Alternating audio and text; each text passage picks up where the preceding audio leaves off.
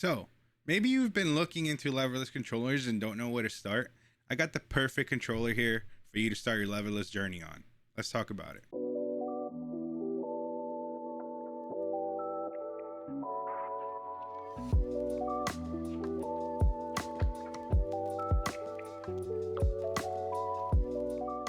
All right, guys, so here I have the F500 Flat, and as the name suggests, this is the variant to the F500 Elite from mayflash that has all buttons, no lever, or leverless, I should say, which means that it just doesn't have a stick. Instead of a normal arcade stick, you have direction buttons for all the directions, up, down, left, and right.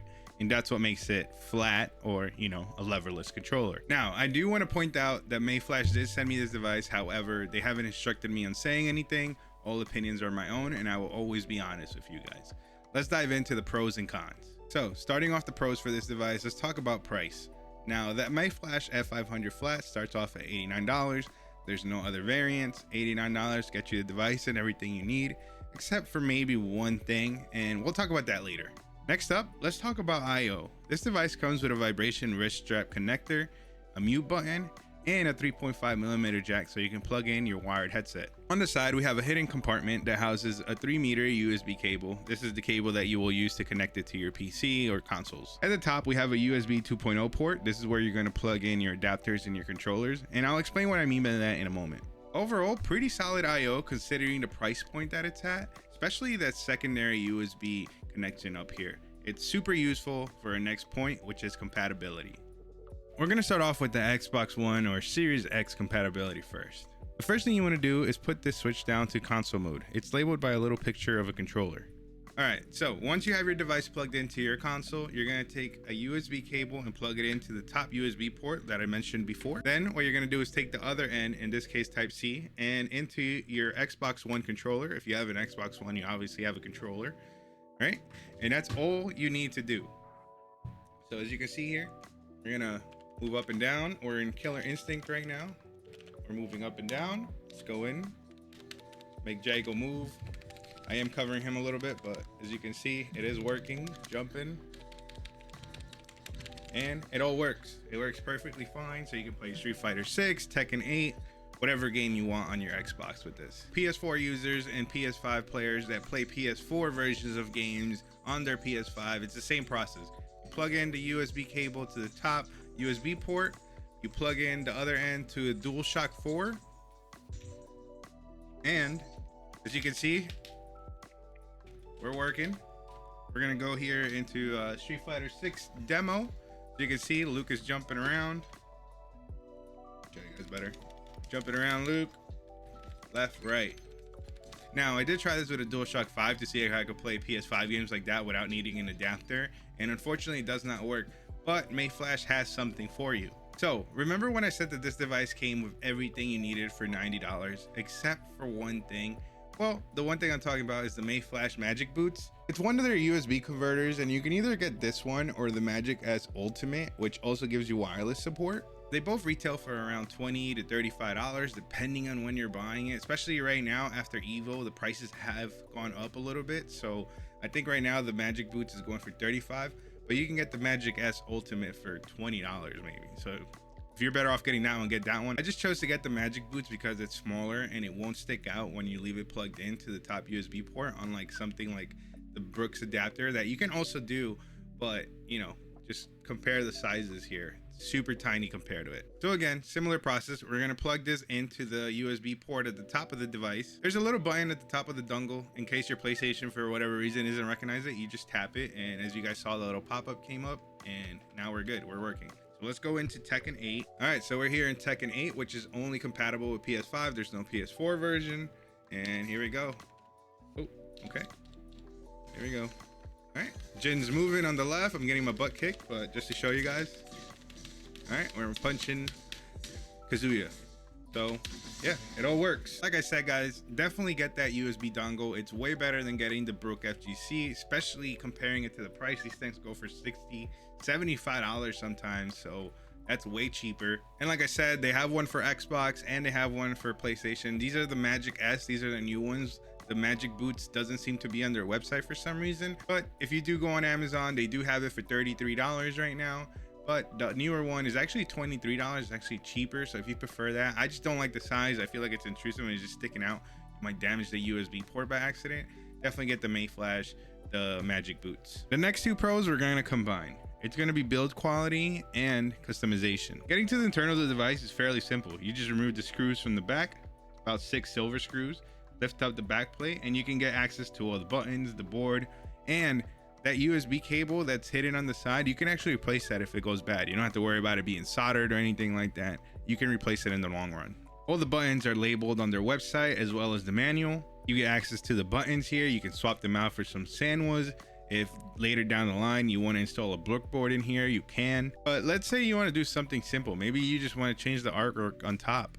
Well, all you have to do is lift up the acrylic top. Be very careful because you are going to be pulling up the buttons here and the wires are going to be exposed. So just do it very carefully, and you can remove the artwork here and put in your own. Mayflash even gives you the template for the controller in the description on their website. Now, when it comes to build quality, this thing is pretty much built like a tank, guys. It really reminds me of the Razer Panthera or Aatrox if you have it, especially with the size and the weight of it. The bottom, as you guys saw, has a metal plate, and there's also a metal plate at the top that's holding up the buttons. It's underneath the acrylic. Obviously, as I mentioned, the top acrylic panel, and around the sides and everything else, it's a very thick and sturdy plastic. Since I did just talk about weight and size, that brings us to our first neutral point. Now, the reason that I'm calling it a neutral point is because these opinions are way more personal and they will most likely not affect the majority of people. Like I said, guys, this thing is built like a tank. It's heavy, it's hefty, it's thick. It's not that portable. But after watching Evil, I saw that many players are using big, old school, even like the Panthera fight sticks, right? So weight and size, like I said, doesn't seem to be a problem. Most people just throw it in a backpack, but comparing it to something like the really thin, lightweight, budget leverless controller, you know, it's not very portable. Like I said, like you are putting some pounds on if you're carrying this on your backpack. Okay, so like I said, it's a neutral point. That's more of a personal thing for me. Now, the next point is also going to be neutral, and I'm talking about the button layout. Now, the reason why this is neutral is because I know that there's a lot of people out there that like the extra buttons. They want to put drive rush on a little shortcut button or something like that. However, I love the 12 button standard layout that Hitbox started with. I don't like the fact that they've crammed the 2 extra buttons down here next to jump. It just bothers me. Sometimes I accidentally press L3, and in Tekken 8, what L3 does is it hides your like player name and it puts like your player code and stuff like that up there. I hate that. I know you can disable the buttons. That's why it's neutral, because you can disable the buttons, you can unplug them, stuff like that, and it won't be an issue. But for me, I like the standard layout, the 12 button layout, and that's it. Now let's talk about the negatives, and I don't have too many of them. First up, we're going to talk about the buttons. Now, don't get me wrong, these buttons are not the worst thing ever by any means. They're fine. They're fine for what they are. I believe these are in-house mayflash arcade style buttons. Now, in the future, you probably might want to upgrade them to some Sanwas or to some buttons that use keyboard switches. Having used things like the Razer Panthera that use Sanwas, or even, you know, the $50 budget that uses the PC style switches, you know, I can definitely tell the difference. But like I said, they're not terrible by any means. I think most people will be fine with them for a very long time.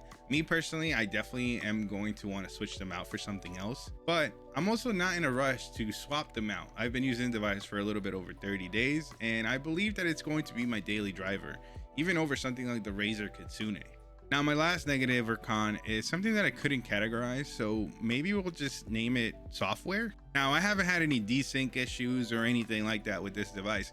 However, for some reason, whenever I would turn off my PC and turn it back on and I would go into Tekken, my A and B, or my X and circle buttons were flipped. So like I was trying to accept the match when I would enter a lobby, and it would be like, would you like to back out of this lobby? And I was like, whoa, no. And I would press it again and I would leave because I'm over here tapping X or A, and it's just taking me out of the lobby. And I'm like, what's that? Why is that happening? I'm trying to press accept and instead I'm denying.